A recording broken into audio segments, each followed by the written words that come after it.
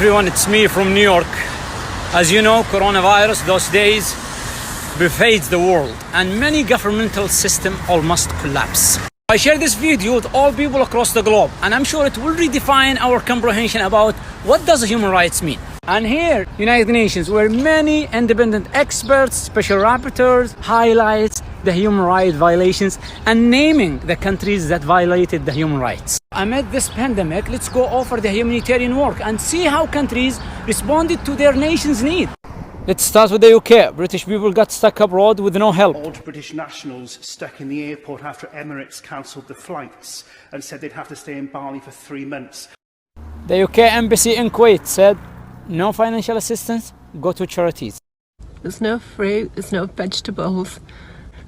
You just need to stop it. Let's move into Canada.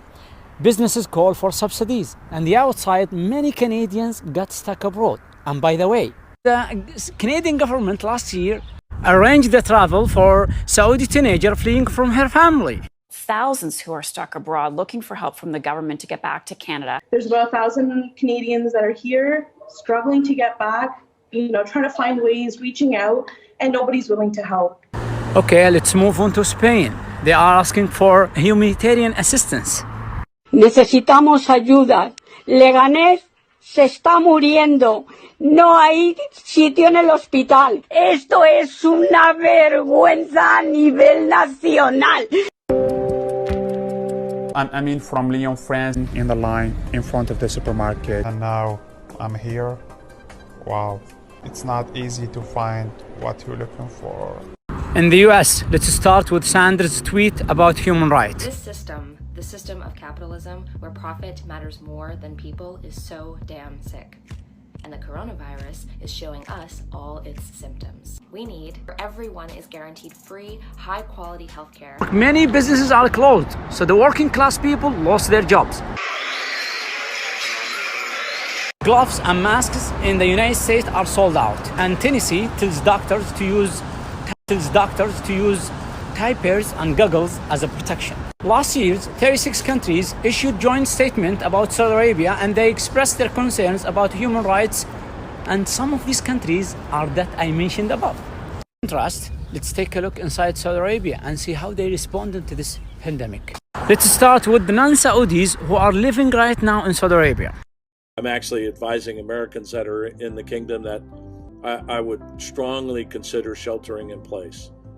Food supply is good, emergency services are sound. En Arabie Saoudite, hôpitaux publics, hôpitaux privés, tous accueillent, soignent les malades du coronavirus. Masks and gloves distributed for free in the street.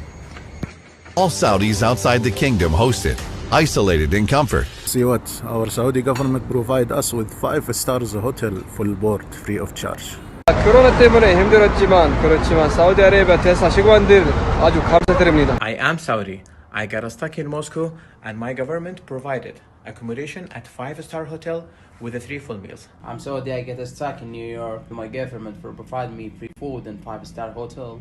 If you look at healthcare, if you look at life expectancy, we're looking at human rights. Human rights.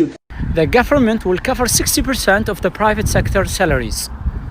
On top of that, Saudi Arabia granted free treatment for patients who got sick from coronavirus, whether are Saudis or non-Saudis.